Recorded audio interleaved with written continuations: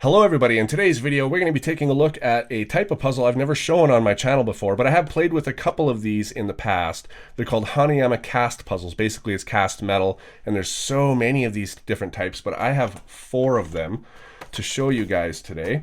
University Games contacted me and said, would you like to check these out as well as that Rubik's Race? And I said, yeah, absolutely. Let's go ahead and check them out. So this one here is called Hexagon, and I think it's just got these 3 pieces and frame, and you have to get them out. It's a level 4. I've never heard of this one before, and I can't wait to check it out. The next one's called Mobius, and I have seen this one before because I believe Red KB even made a video on this one, and it seemed really interesting, and it's also a level 4. This one's called Padlock. It's a level 5, and it looks exactly like a padlock in there. And I guess you just take it apart into all those pieces. Now this is supposed to be their hardest, or one of their hardest. It's called Enigma. It's a level 6. Alright, so let's open up Hexagon and see what it's about. So there is a paper. Does this give solutions? No, it doesn't. It just, look, that's what I'm talking about. Look at how many different ones there is. There's crazy amounts. Okay, so this is the Hexagon puzzle, and it kind of reminds me of a Burr puzzle where you have to move a piece and that allows another way to be moved. Then you can move this one here, maybe rotate it, do whatever you want, and move them around. All right, let's open Mobius. I really like the way this one looks. It's a Mobius strip, obviously, and it's got a ring that you have to get off. It's sort of like a maze. There's a little hole in the ring, and there's a hole here, and you have to try to get it off by going through the maze. So I would guess it goes here and then this way. So you really got to look back and forth, I guess. I don't know which way to go now. But anyways, that's how that one works. The thing I'm actually most curious about Padlock is exactly how big it is. I want to know if it's heavy like a padlock. I don't know why. This one has totally different type of packaging.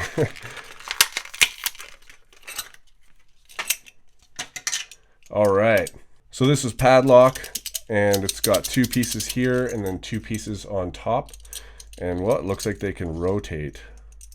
So yeah, this one I can already see is going to be so much more difficult than the other 2 I showed you already. Wow, I can barely figure out a single move. Yeah, this one is actually very, very difficult. But I'm going to give them all a shot. And this one's supposed to be the hardest one, and I've seen other puzzle reviews on this, or people talking about it, saying it is the hardest one, so I can't wait to try it out. So this is Enigma, and when you hold these puzzles in your hand for real, and not just in a video, it seems literally impossible to do some things, like take this piece here off of this piece here. It just, there's no physical way it can happen. But it's got to happen. So that's going to be one tricky puzzle.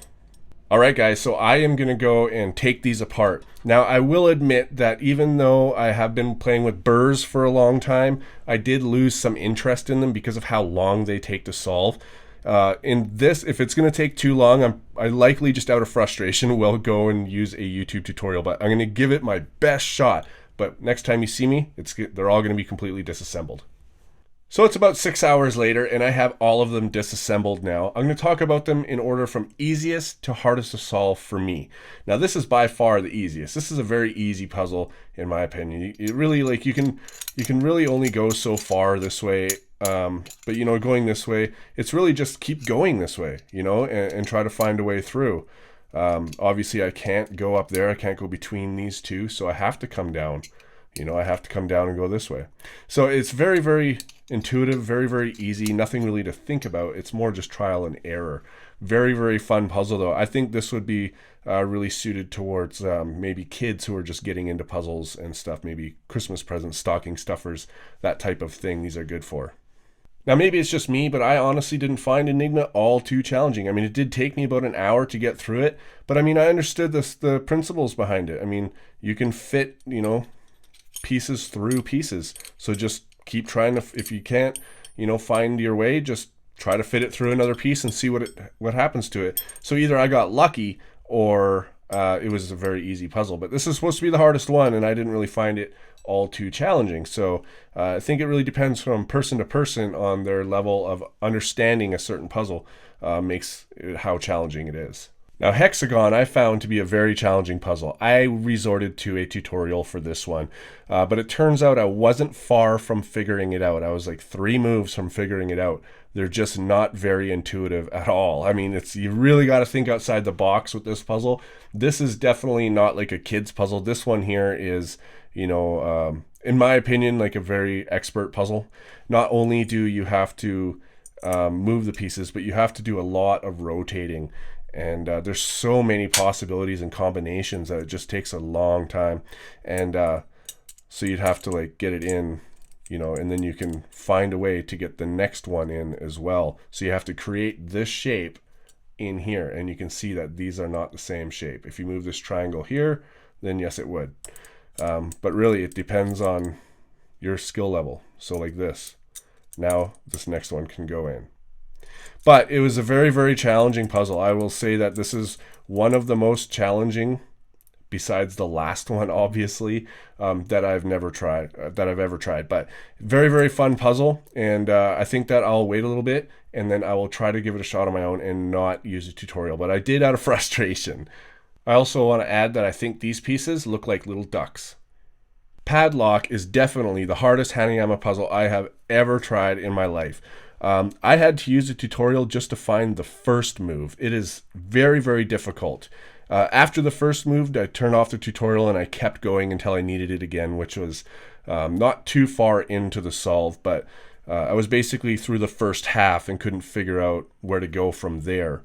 So I tried the tutorial again, and I basically had to use it from then on to solve it. The reason is because you cannot see inside this puzzle. You can't see what you're doing unless you like look down, the holes.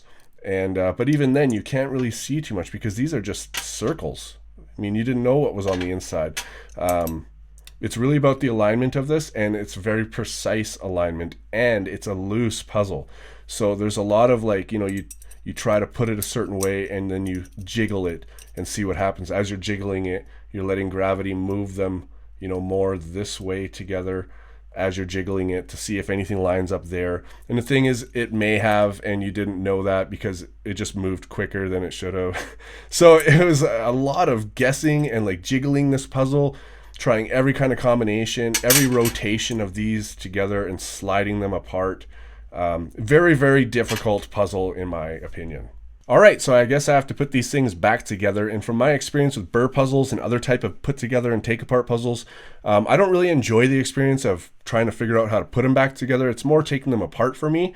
And I've met other people who prefer to put these things together, not knowing anything about them, than take them apart. It's the difference between somebody who can't figure out something like this awesomely and then somebody who can. And I just can't. It's just not my type of puzzle, which is why I do twisty puzzles. But having these in my puzzle collection is great for when people come over, and also for me to just take a look at and try to solve again later down the line. So if you'd like any of these puzzles, links to them are at the top of the description down there. And thanks again to University Games for sponsoring this. Thanks everybody for watching, and I'll see you on my next video.